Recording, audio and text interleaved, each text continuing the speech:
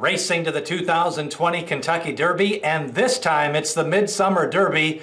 Get ready to paint the canoe come Saturday. We've got an 8-horse field lined up at the Spa, and let's start it off with the rail horse. First Line comes back with 4 lifetime starts, and he picked up a maiden victory on July 29th, and they are wheeling him back in the Midsummer Classic at Saratoga.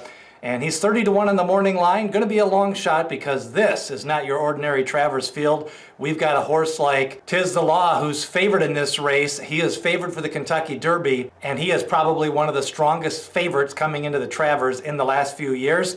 Meanwhile, Uncle Chuck for trainer Bob Baffert continues to wheel off the assembly line here. Horse of a Lifetime number 7 just in 2020. The lidocaine patches will be rolling and the grooms will be moving on into Belmont come Saturday. Country Grammar, he is going to be out of the 2-post position. Picked up a win the last time out. His ears were cocked at the wire and it looked like he wanted to go around again. Country Grammar emerged from that heated battle with Caracaro. 6-1 on the morning line. This is a horse who's shown talent, and you got to kind of look at his finishes. Even though he's kind of taken the worst end on a lot of those finishes, it was a 4-horse blanket finish in the Holy Bull and he ran behind them. Then he had a blanket finish on the turf race.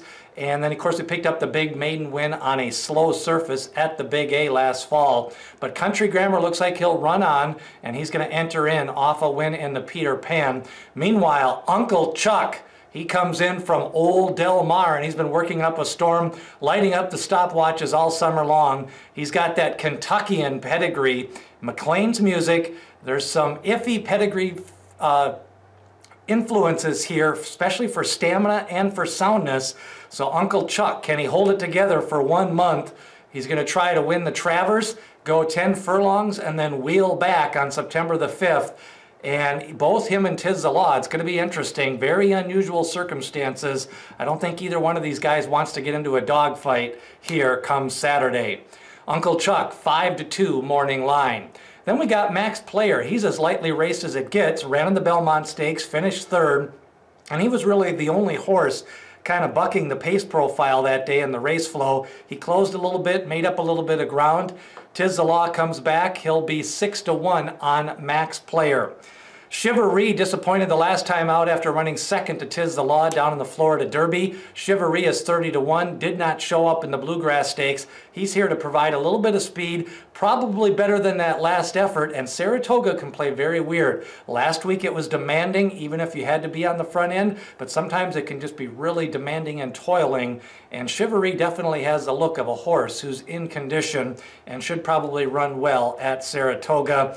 And that trainer is capable of getting some form reversals. So if you want to take a look at a long shot for that superfecta, it could be Chivalry. Tiz the Law, your big race favorite, even money on the morning line.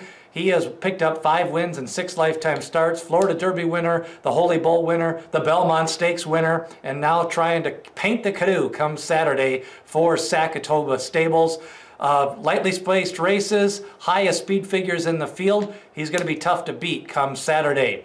Caracaro, 10-1 morning line. He got the worst of it, ran almost 50 further feet than Country Grammar the last time. That was off over a 100-day layoff. I love the workout last Saturday. Caracaro goes for the pride of Latin America. And meanwhile, South Bend, newly private purchase, going to go for Bill Mott, been running on the turf and the dirt.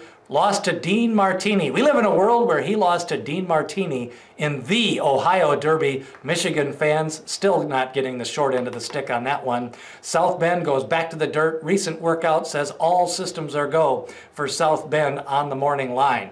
Lots of ways to go in this race. If you want 5-2, take that on Uncle Chuck. If you like Tiz the Law, I'm going to lean towards Tiz the Law and Caracaro in the exacta. Play it straight. And I'm also going to put some win money on Caracaro because I liked that workout last Saturday. I liked that race in the Peter Pan, and I liked his race breaking his maiden at Gulfstream Park last January. Who do you like in the Travers? Leave a note, share this video with all your horse racing friends, and hit that subscribe button as we lead you up to the 2020 Kentucky Derby.